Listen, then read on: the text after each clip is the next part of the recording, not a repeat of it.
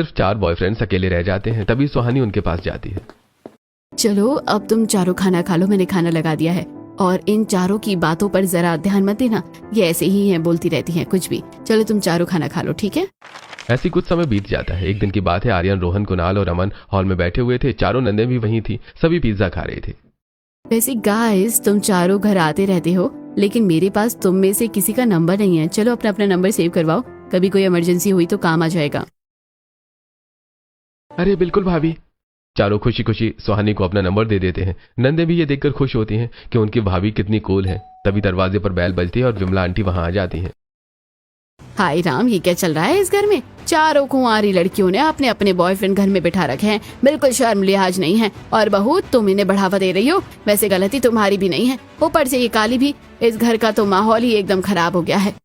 Excuse me aunty, इस घर का माहौल एकदम परफेक्ट है, लेकिन अगर आपको माहौल खराब लग रहा है ना तो आप बाहर जा सकते हैं। और हाँ आंटी, अगर आपको हमारी भाभी के काले होने से इतनी प्रॉब्लम है तो आप उन्हें देखने ही क्यों आती है? अरे बाप रे, आजकल की लड़कियों की तो जुबान ही बहुत चलती है। मैं तो जा रही हूँ। विमला आंटी वहां से चली जाती हैं। रात के 1 बज रहे थे। राजीव सो रहा था, लेकिन सुहानी को नींद नहीं आ रही थी। ये आदमी तो 10 बजते ही कुंभकर्ण बन जाता है। बोरियत के मारे मेरा तो दिमाग खराब हो रहा है। क्या करूँ, नींद भी नहीं आ रही है मुझे। सुहानी अपना फोन उठाती है, रिया के बॉयफ्रेंड रोहन को कॉल लगा देती है और वो बेडरूम से बाहर बालकनी में चली जाती है। हेलो रोहन, क्या कर रहे हो? सो गए थे क्या? अरे यार, राजीव तो सो गए, मुझे नींद नहीं आ रही थी तो सोचा तुमसे बात कर लूं। सुहानी बालकनी में टहलते हुए रोहन से पूरे 1 घंटे तक हंस कर बातें करती है। अगले दिन दोपहर को सुहानी शहर के बड़े कैफे में बैठकर निवेदिता के बॉयफ्रेंड अमन के साथ कॉफी पी रही थी। सॉरी भाभी, थोड़ा लेट हो गया। आपने इतनी अर्जेंटली कैफे में क्यों बुलाया? सब ठीक तो है ना? मुझे तुमसे बहुत जरूरी बात करनी है अमन, इसलिए मैंने तुम्हें यहाँ बुलाया। सुहानी और अमन बहुत देर तक कैफे में बैठकर बातें करते हैं और फिर दोनों अपने अपने घर चले जाते हैं। अगले दिन सुहानी अच्छे से तैयार हो रही थी बाहर जाने के लिए। स्नेहा, मैं ना थोड़ा मार्केट जा रही हूँ शॉपिंग करने के लिए। अरे वाह भाभी, मुझे भी पार्लर जाना था, हम दोनों साथ चलते हैं ना? अरे नहीं नहीं नहीं स्नेहा, मुझे कहीं और, मेरा मतलब है मुझे बहुत काम है और बहुत लेट हो जाएगा। मैं तुमसे बाद में मिलती हूँ। सुहानी जल्दी से वहां से निकल जाती है। कुछ तो गड़बड़ है। कल रात को डिनर के टाइम कह रही थी कि पेट भरा है, कुछ नहीं खाऊंगी। आधी रात को बालकनी में किसी से घंटों तक फोन में बात कर रही थी और आज अचानक अकेले शॉपिंग के लिए चली गई। ये चल क्या रहा है? कुछ समय बीत जाता है। एक बहुत बड़ी शॉपिंग मॉल में स्नेहा एक पार्लर में अपना हेयर कट करवा रही थी। अचानक उसकी नजर मॉल के कैफे एरिया पर पड़ती है। सुहानी वहां बैठी थी और उसके ठीक सामने स्नेहा का बॉयफ्रेंड कुणाल भी बैठा हुआ था। व्हाट कुणाल, ये यहाँ भाभी के साथ क्या कर रहा है? स्नेहा छुपकर दोनों को देखती है। सुहानी और कुणाल बहुत जोर जोर से हंस रहे थे।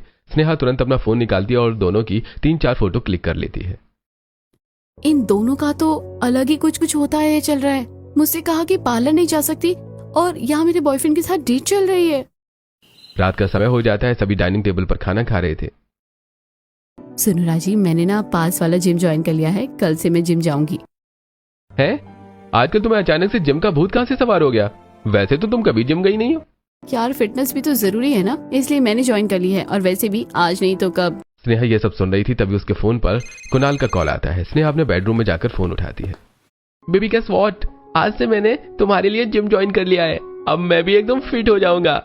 क्या तुमने जिम ज्वाइन कर लिया? वेट, भाभी ने भी आज जिम ज्वाइन किया है, कुणाल ने भी जिम ज्वाइन किया है। कल मॉल में सीक्रेट मीटिंग। माय गॉड, ये फिटनेस नहीं, इन दोनों का रोमांस चल रहा है। इसका मतलब ये है कि कुणाल का भाभी के साथ कुछ चल रहा है, वो मुझे चीट कर रहा है। ऐसी कुछ समय बीत जाता है। सुहानी और कुणाल जिम करके जिम से लौट रहे थे, तभी स्नेहा उन्हें मिल जाती है। दोनों हंस हंस कर बातें कर रहे थे। अरे वाह, क्या बात है, क्या कोइंसिडेंस है ना, तुम दोनों का भी जिम सेम है और टाइमिंग भी। अरे स्नेहा तुम वो हम तो बस वर्कआउट करके निकल रहे थे। कोई बहाना बनाने की जरूरत नहीं कुणाल, मैं समझदार हूँ और मुझे सब कुछ पता है कि क्या चल रहा है और क्या नहीं।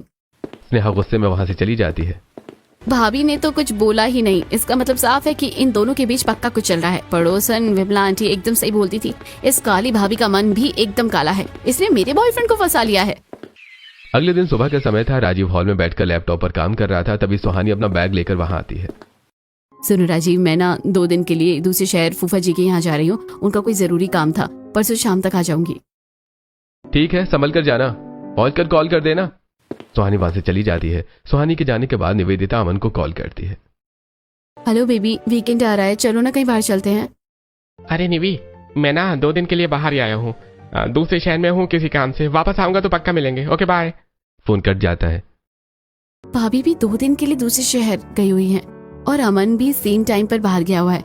ये कोई इत्तेफाक तो नहीं हो सकता, ये पक्का साथ गए हैं। कहीं भाभी मेरे बॉयफ्रेंड के साथ वेकेशन पर तो नहीं गई। ऐसी कुछ समय बीत जाता है। सुहानी घर वापस आ चुकी है। काव्या हॉल में बैठकर अपना काम कर रही है। तभी उसके पास आर्यन का फोन आता है। हाय आर्यन, कैसे हो तुम? अरे काव्या सुनना, एक फेवर चाहिए, भाभी को फोन देना जरा। क्यों, मुझसे बात नहीं करनी क्या? मैं क्या कस्टमर केयर वाली हूँ जो कॉल ट्रांसफर करूँ? अरे यार, वो आज मेरा गुजराती खाना खाने का बड़ा मन है। भाभी को बोल देना कि कल शाम को मेरे लिए मस्त सा ढोकला बनाकर रखेंगे। मैं घर आऊंगा तो खाऊंगा। देना फोन। एक्सक्यूज मी, ये बात तुम मुझे भी बोल सकते थे, भाभी को क्यों बोला? अरे यार, भाभी के हाथ का ढोकला बेस्ट है इसलिए। ठीक है, अगर कल को हम दोनों की शादी भी होगी ना, तो भी मेरी भाभी के हाथ का ही खाना खाना, मेरे हाथ का पानी भी मत मांगना। काव्या फोन काट देती है। अगले दिन शाम को आर्यन घर आता है। वो काव्या को इग्नोर करके सीधा किचन में सुहानी के पास चला जाता है। भाभी, ढोकला बन गया क्या? हाँ आर्यन, एकदम रेडी है। सीरियसली, इस लड़के ने मुझसे बात तक नहीं की। इसका भी कुछ न कुछ भाभी के साथ चल रहा है। भाभी ने सबको अपने काले जादू में रिझा कर रखा हुआ है। रात का समय हो जाता है। चारों बहनें रिया, स्नेहा, निवेदिता, काव्या एक साथ कमरे में बैठकर बातें कर रही थी। Guys, I am telling you, something is very wrong.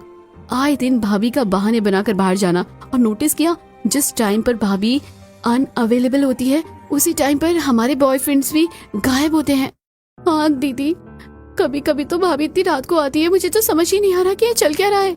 मुझे लग रहा है कि भाभी ने हम चारों के बॉयफ्रेंड को फंसा कर रखा है। पड़ोस वाली विमला आंटी एकदम सही बोलती थी, ये काली भाभी का दिल भी एकदम काला है। ये भैया को भी धोखा दे रही है और हम चारों को भी। हमारा जो शादी वाला डर था वो एकदम सही था। आदमी कभी भी बदल सकता है, वो कहीं भी मुंह मार सकता है। याद है जब हम छोटे थे, पापा ने भी तो मम्मी को चीट किया था ना, मम्मी को मारते पीटते थे। आज देखो सेम कंडीशन हमारे साथ हो रही है। हमारे बॉयफ्रेंड्स शादी से पहले ही बदलने लगे हैं, और सबसे घटिया बात तो यह है कि वो चारों एक ही औरत को डेट कर रहे हैं, और वो भी हमारी ही भाभी है। अब बस बहुत हो गया ये सीआईडी वाला गेम।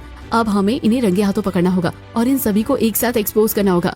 ऐसे कुछ समय बीत जाता है। आज निवेदिता का बर्थडे था। सुहानी अपने कमरे से तैयार होकर हॉल में आती है, जहाँ चारों नंदे बैठी थी। गर्ल्स, मैं अपनी एक फ्रेंड की पार्टी में जा रही हूँ, मुझे आने में शायद शाम हो जाएगी, अपना ध्यान रखना। सुहानी ये कहकर वहां से चली जाती है। सीरियसली, आज मेरा बर्थडे है गाइस, और भाभी को मेरा बर्थडे याद नहीं है। भाभी को अपनी अय्याशी से फुर्सत मिले तब ना हमारे बारे में सोचेगी। उसे तो बस अपनी पार्टी करनी है, हमारी फीलिंग्स की किससे पड़ी है। दीदी रोना बंद करो, आज तो हमें निवेदिता को इसका सबसे बेस्ट बर्थडे गिफ्ट देंगे। आज हम उस धोखेबाज औरत को रंगे हाथ पकड़ेंगे। चलो उसका पीछा करते हैं। शाम का समय हो जाता है। शहर के एक बहुत बड़े और फैंसी रेस्टोरेंट का ओपन लॉन एरिया एकदम शानदार तरीके से सजा हुआ था। लॉन के बीच में चारों बॉयफ्रेंड्स रोहन, कुणाल, अमन, आर्यन तैयार होकर खड़े थे। सुहानी भी वहीं खड़ी थी और वो अरेंजमेंट चेक कर रही थी। भाभी, ऑल सेट, डेकोरेशन एकदम परफेक्ट लग रहा है ना? परफेक्ट अमन, आज की शाम बहुत स्पेशल होने वाली है।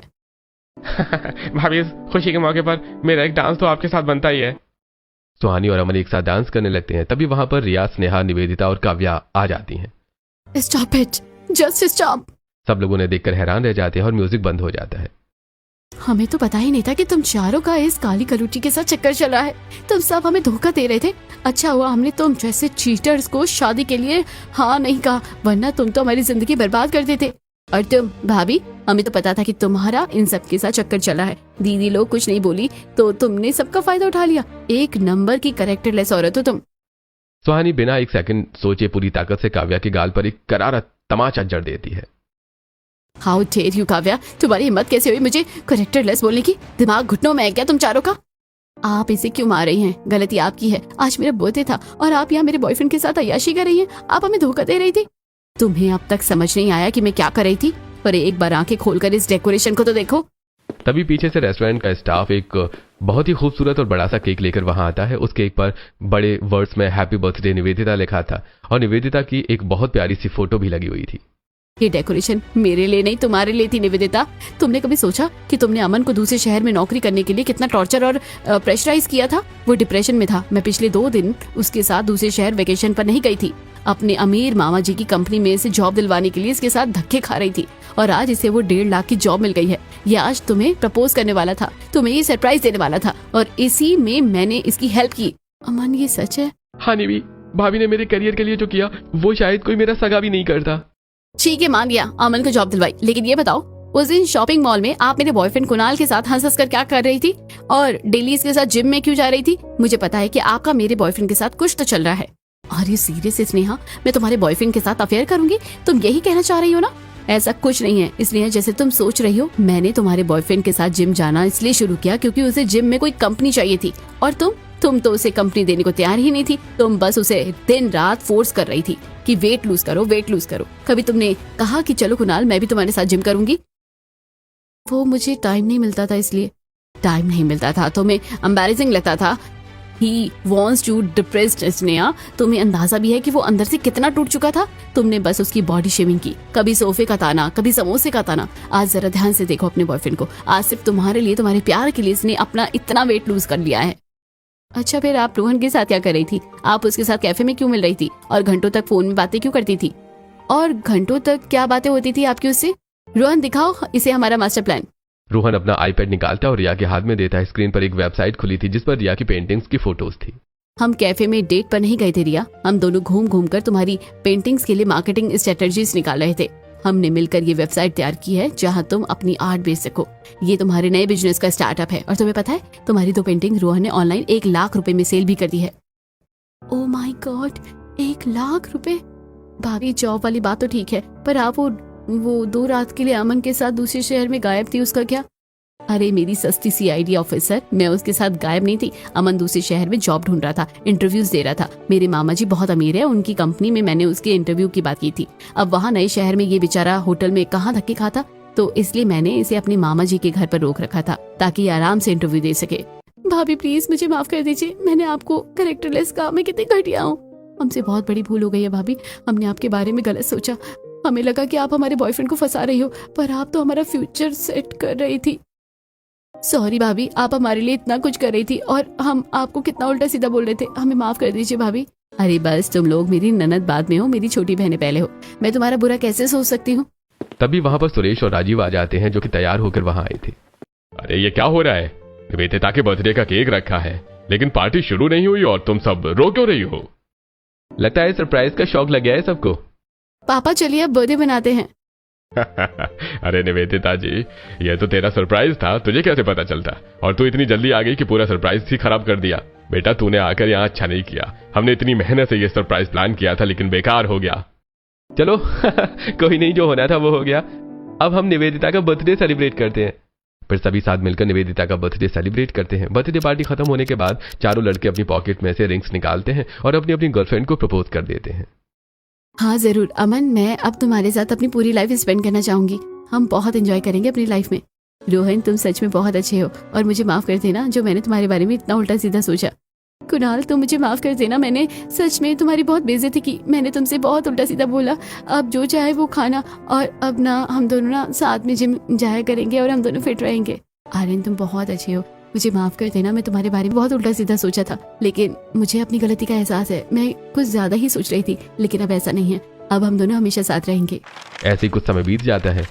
एक बहुत बड़े मैरिज हॉल में निवेदिता, रिया, स्नेहा और काव्या की शादी हो रही थी। कुछ समय बाद शादी पूरी हो जाती है। अब चारों की विदाई हो रही थी। चारों सुहानी के पास आती हैं। भाभी, हम आपको बहुत मिस करेंगे। आपने सच में हमारे लिए बहुत कुछ किया है। आप बिल्कुल हमारी माँ जैसी हैं। आपने हमारी बहुत केयर की है। अरे चुप करो पागल लड़कियों, मेरा मेकअप खराब करोगी क्या? अपने अपने ससुराल जा रही हो, वहाँ जाकर खूब मस्ती करना और अपने बड़ों का कहना मानना और साथ में अपनी लाइफ को भी एंजॉय करना। और हाँ, अपने मायके को और अपनी भाभी को भूल मत जाना, यहाँ भी आते रहना। और हाँ, जब भी वेकेशन हुआ करे हम सब लोग एक साथ घूमने जाया करेंगे। हाँ भाभी जरूर, आप इस दुनिया की बेस्ट भाभी हो। आपने सच में हमारे लिए जो किया है वो कोई नहीं कर सकता। आप हमारी भाभी से ज्यादा एक सच्ची दोस्त और उससे भी ऊपर हमारी माँ जैसी हैं। निवेदिता, रिया और स्नेहा ऐसे ही कुछ देर तक अपनी भाभी से बात करती हैं और फिर अपने अपने पतियों के साथ कार में बैठकर वहां से चली जाती हैं।